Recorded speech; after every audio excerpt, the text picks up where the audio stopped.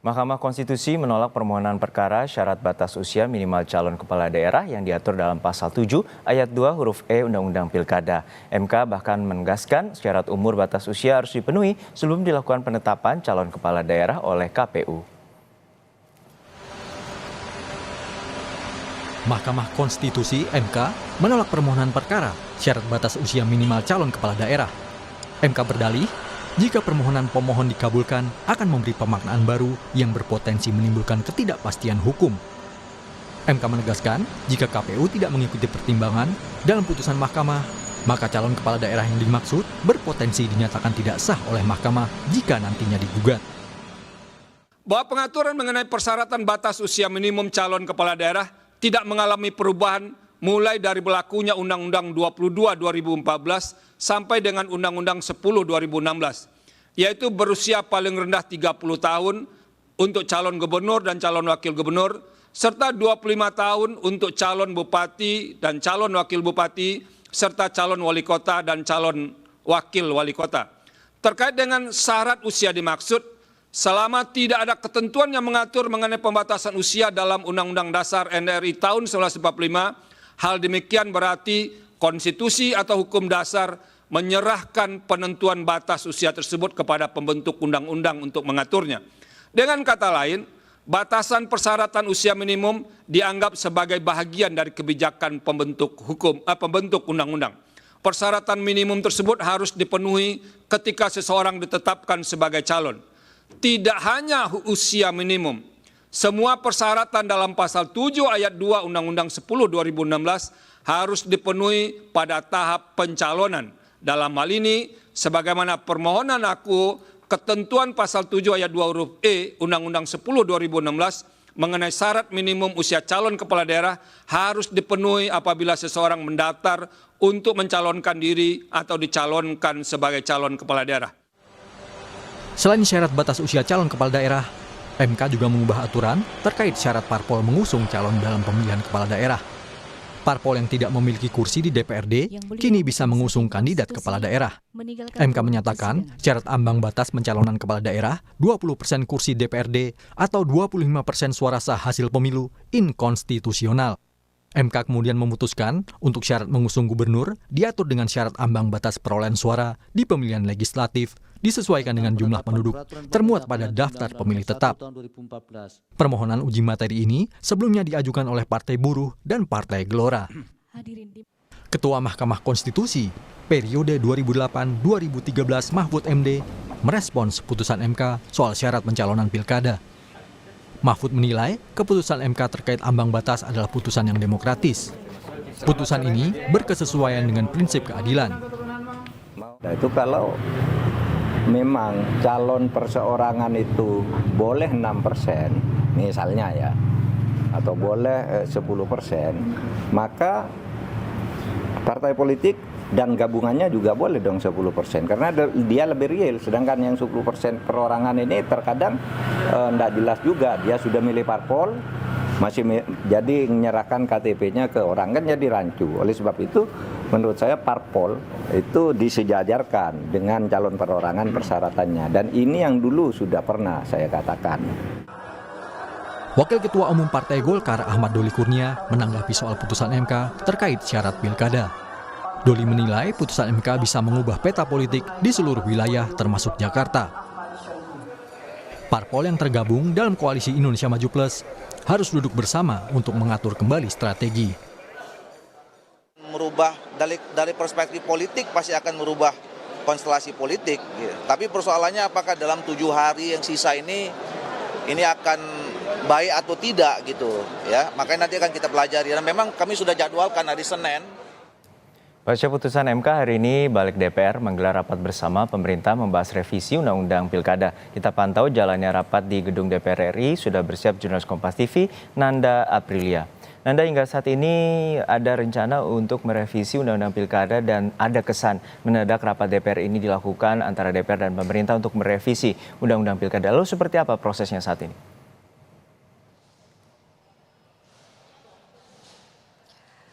Selamat siang Junior dan juga saudara, tampaknya demikian beberapa pihak juga beranggapan seperti itu, kesan dadakan. Dan kalau kami mengutip tadi yang disampaikan oleh Wakil Ketua Balik DPR RI Ahmad Baidowi, kami temui tadi pagi sebelum akhirnya rapat bersama ini dimulai. Ia pun menampik sebenarnya ini tidak dadakan, Juno dan juga saudara. Ia pun menjelaskan sejarah terkait akhirnya RUU Pilkada ini kembali dibahas di DPR hari ini bersama dengan pemerintah. Namun lebih jelasnya nanti akan saya sampaikan. Saya ingin lebih dulu menyampaikan bahwa hari ini sudah masuk ke rangkaian tadi dibuka oleh rapat bersama pemerintah dan juga DPR dihadiri oleh beberapa pihak yakni Menteri Dalam Negeri Tito Karnavian dan juga ada Menkumham, tadi ada Supratman Andi Aktas yang juga hadir. Nah, yang menarik tadi kami sempat mewawancarai Menteri Dalam Negeri yang menyebutkan bahwa tadi ia memberikan beberapa dim baru, setidaknya ada kurang lebih 30 dim baru terkait dengan RUU Pilkada. Dan lebih lengkapnya berikut adalah penuturan Menteri Dalam Negeri terkait dengan hal tersebut.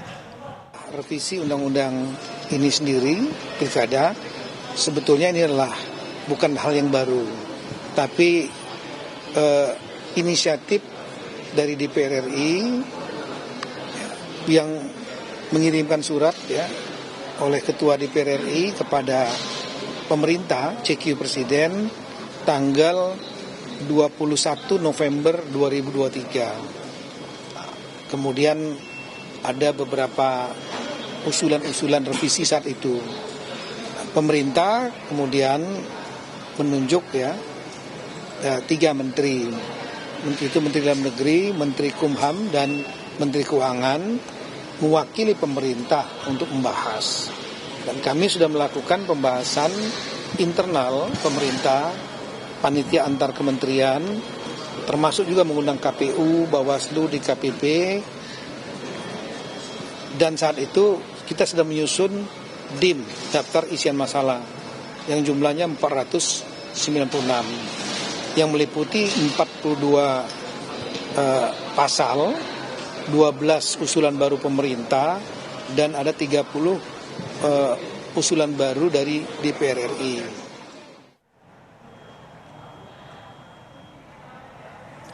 Nah, Juno, ini selaras dengan apa yang tadi kami kutip dari Ahmad Baidowi. Sejarah yang tadi saya sampaikan adalah mengingat ini adalah usulan inisiatif DPR yang sebenarnya dikeluarkan November 2023, terhalang pemilu 2024, akhirnya melihat momen yang dinilai pas, kemudian akan dibahas lagi sekarang yang memang momennya bertepatan sehari setelah putusan Mahkamah Konstitusi terkait dengan ambang batas atau threshold ini.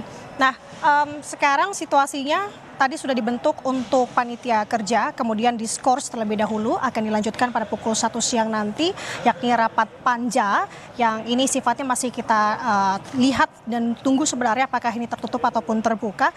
Namun kalau kami mengutip beberapa poin, hal yang disampaikan kembali oleh Ahmad Baidowi, yang terpenting sebenarnya untuk saat ini terkait dengan putusan Mahkamah Konstitusi kemarin, terkait dengan mundurnya ambang batas ini adalah satu, yakni putusan Mahkamah Konstitusi menurunkan ambang batas ini dinilai akan diharmonisasikan, kemudian akan diakomodir putusan ini, yang dimana poin pentingnya adalah untuk membahas partai non-parlemen dalam putusan tersebut ini dapat maju meskipun tidak memiliki kursi di DPRD. Nah, ini yang dirasa harus digodok secara detail seperti apa, kemudian hasilnya nanti akan diserahkan ke KPU dengan aturan PKPU. Jadi ini yang paling penting yang tadi Ahmad Baidowi sampaikan adalah terkait dengan partai non-parlemen kini bisa mengusulkan kandidat meski tidak memiliki kursi di DPRD.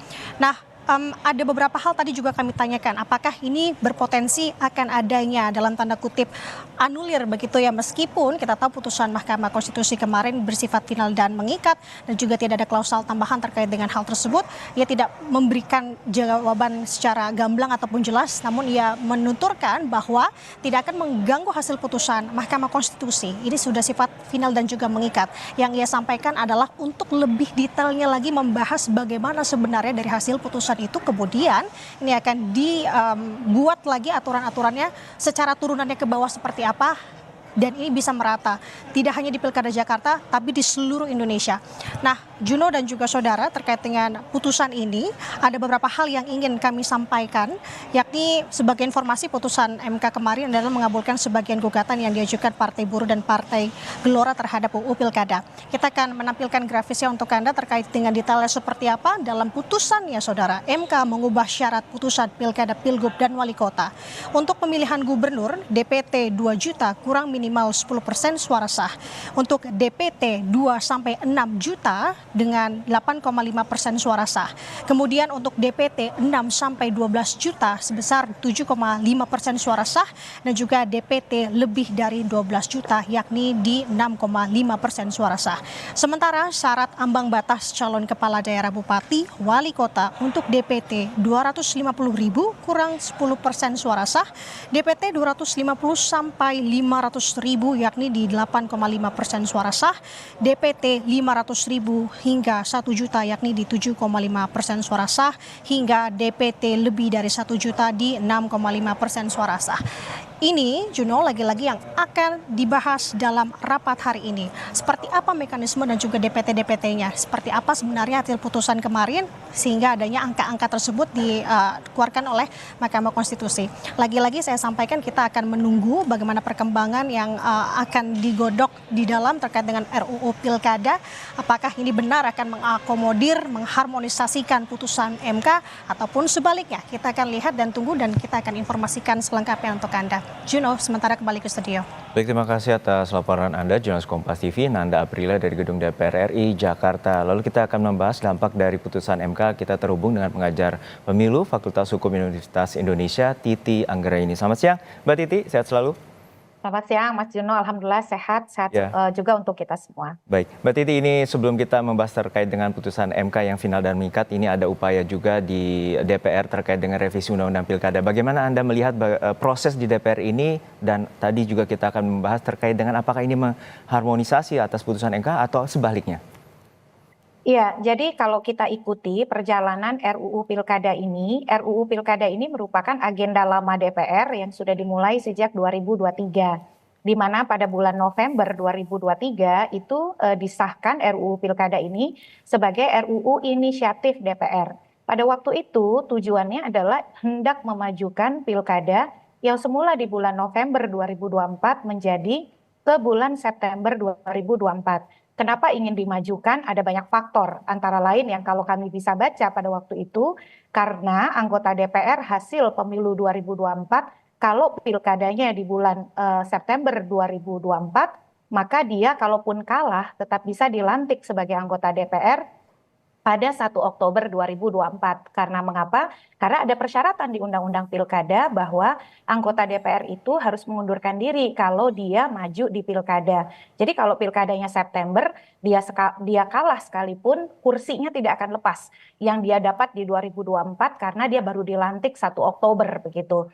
Tapi kan kemudian ada putusan Mahkamah Konstitusi, putusan nomor 12 garis miring PUU strip 22 Romawi garis miring 2024 dan putusan nomor 27 tahun 2024 yang dalam pertimbangan hukumnya Mahkamah Konstitusi mengatakan pilkada tidak boleh diubah jadwal keserentakannya selain dari yang sudah diatur dalam pasal 201 Undang-Undang Pilkada, yaitu di bulan November 2024. Nah, dua putusan MK itu melandaikan perubahan atau revisi terbatas Undang-Undang Pilkada ini. Makanya kan kemudian di bulan November 2023 dia menjadi RUU inisiatif yang disahkan di paripurna, tapi kehilangan gregetnya begitu ya, karena pilkada harus jalan tetap di November 2024 dan KPU pun sudah menerbitkan peraturan KPU nomor 2 tahun 2024 tentang tahapan dan jadwal pilkada serentak 2024. Nah, kalaupun kemudian RUU ini misalnya bergulir terus, hari ini ada pembahasan di Balik, pertanyaan mendasarnya apa materi yang akan dilanjutkan pembahasannya. Kalau kita baca naskah yang disahkan pada saat paripurna sebagai RUU inisiatif ya, jadi baru inisiatif, belum pembahasan bersama, pada waktu itu antara lain ingin mensinkronkan beberapa nomenklatur dan pengaturan terkait persyaratan calon yang sudah diputuskan oleh Mahkamah Konstitusi. Misalnya soal peristilahan Panwas pemilihan menjadi Bawaslu kalau tingkatnya adalah pengawas yang permanen karena ada putusan MK nomor 48 tahun 2019 yang mengatur soal itu. Kemudian juga soal persyaratan mantan terpidana yang maju pilkada serta merespon putusan nomor 85 tahun 2022 di mana penyelesaian perselisihan hasil pilkada itu diselesaikan tetap oleh Mahkamah Konstitusi bukan oleh Badan Peradilan Khusus karena tidak lagi ada perbedaan antara rezim pilkada dan pemilu. Jadi dalam konteks itu kalau menyelaraskan dengan putusan MK betul-betul menyelaraskan, dia tentu relevan begitu ya, tapi pertanyaannya waktunya cukup atau tidak. Karena membuat undang-undang itu bukan hanya soal maunya DPR dan pemerintah, tapi juga wajib ada partisipasi masyarakat yang bermakna. Nah, memang sekarang ada 2 dan beberapa putusan MK lain yang berkaitan dengan pengujian undang-undang pilkada. Contoh soal syarat usia ya, penentuannya kapan, lalu kemudian threshold atau ambang batas untuk mencalonkan terkait perolehan suara minimal dan juga soal kebolehan kampanye di kampus. Jadi kalau pembentuk undang-undang dalam hal ini DPR ingin melanjutkan, maka tidak boleh dan tidak lain tidak lain dan tidak bukan begitu ya, itu harus 100% mengakomodir putusan MK. Tidak ada agenda untuk kemudian menyimpangi apalagi mengurangi dan mendistorsi isi putusan MK. Lagi pula kalau kita bicara putusan MK sebenarnya dengan tindak lanjut melalui peraturan KPU saja itu sudah cukup mengingat waktunya yang sudah semakin mepet.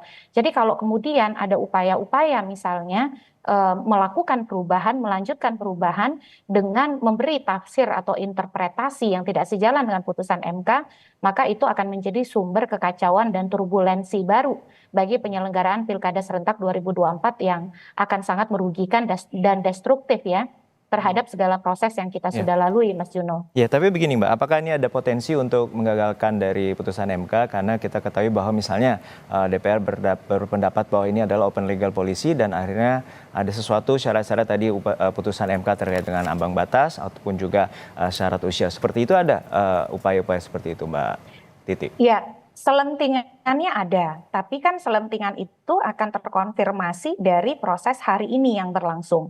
Jadi harapan kita adalah jangan sampai kemudian selentingan itu menjadi nyata. Sebab tidak ada saya kira pandangan publik ya, ada tidak pandangan masyarakat yang menyatakan bahwa putusan MK ini tidak pro demokrasi. Ini aura dan suasananya berbeda sekali dengan contoh putusan 90. Hampir semua liputan, catatan, komentar itu positif.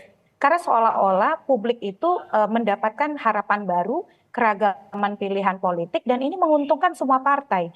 Misalnya ada narasi bahwa putusan MK itu menguntungkan PDIP di Jakarta. Betul, karena PDIP jadi bisa mengusung sendiri. Tapi bukan hanya PDIP, PKS juga bisa, Golkar bisa, Partai Amanat Nasional bisa, dan seterusnya. Di Banten, Golkar jadi bisa mengusung kader terbaiknya kalau mau, misalnya Ibu Airin Rahmidiani begitu ya. Jadi dalam konteks open legal policy, kita harus kembalikan kepada koridor. Ketika Mahkamah Konstitusi sudah memutuskan, putusan MK itu adalah final dan mengikat. Dia berlaku serta-merta dan mengikat semua pihak atau erga omnes. Jadi kita memang dituntut untuk patuh berkonstitusi. Sama seperti partai-partai meminta kita patuh berkonstitusi mengikuti putusan 90. Jadi dalam hal ini, kalau saya lihat ya, kalau mengikuti ini kerangka waktu nih, ini kita sudah di bulan Agustus, sedangkan pendaftaran calon 27 sampai 29 Agustus. Jadi lebih baik fokus kepada perubahan pada aspek teknis yaitu administratif melalui peraturan KPU, tidak usah melalui undang-undang. Nanti selesai pilkada, baru evaluasi, benahi undang-undang pemilu dan undang-undang pilkada, dan kami merekomendasikan pengaturan pemilu dan pilkada itu dilakukan dalam satu naskah saja, yaitu undang-undang tentang pemilihan umum, karena rezim pilkada dan pemilu adalah sama begitu. Jadi tidak sekarang nih, supaya tidak blunder dan menimbulkan kecurigaan yang bisa destruktif dan juga kontraproduktif bagi persiapan penyelenggaraan pilkada kita, Mas Juno. Ya Mbak Titi, terakhir untuk saat ini berarti pandangan Anda adanya penolakan terhadap gugatan yang ada oleh putusan MK ini terkait dengan ambang batas dan juga syarat batas usia ini sangat baik bagi demokrasi, dan apa saja poin penting agar terjadinya dalam proses pilkada ke depan ini tidak menimbulkan polemik yang berkelanjutan di masyarakat? Ya, tentu saja soal keberlakuan. Putusan MK ini sangat terang benderang, itu berlakunya untuk 2024. Karena kalau dia ingin menunda, itu dia sebutkan dengan spesifik di dalam amar putusan. Contohnya di putusan soal ambang batas parlemen yang kami mohonkan dari Perludem, itu kan disebut oleh MK diberlakukan 2029 dan pemilu-pemilu berikutnya. Karena putusan MK serta merta berlaku, final dan mengikat, maka ketika diketok palu saat itu juga dia berlaku. Jadi kalau ada yang mengatakan itu bisa diberlakukan di 2029, itulah yang memperkeruh suasana. Jadi yang kita harus ikuti adalah konsistensi. Kalau putusan 90 yang diketok 3 hari sebelum pendaftaran calon, itu semua diminta untuk patuh. Apalagi putusan ini yang menyasar inklusivitas pencalonan dari semua partai politik semua diuntungkan, mungkin di satu daerah dia merasa rugi, tapi di daerah lain 37 pilkada gubernur, 508 pilkada kabupaten kota, semua pasti akan mendapatkan untungnya. Dan supaya tidak kemudian ekses kecurigaan, spekulasi itu berlanjut, sebaiknya revisi Undang-Undang Pilkada ini dihentikan saja. Jadi kita fokus pada tindak lanjut putusan MK melalui perubahan peraturan KPU dan perubahan Undang-Undang Pemilu dan Pilkada itu setelah rampung Pilkada sehingga kita holistik, sempurna, dan menyeluruh di dalam melakukan perbaikan pengaturan Pilkada dan Pemilu kita, Mas Juno. Baik, kita harapkan bagaimana proses nanti di DPR juga turut mengikuti apa yang menjadi putusan MK dan menghormati bahwa putusan MK adalah final dan mengikat. Terima kasih Mbak Titi Anggraini, dosen pengajar hukum kepemiluan Fakultas Hukum Universitas Indonesia telah berbagi bersama kami di Kompas Siang.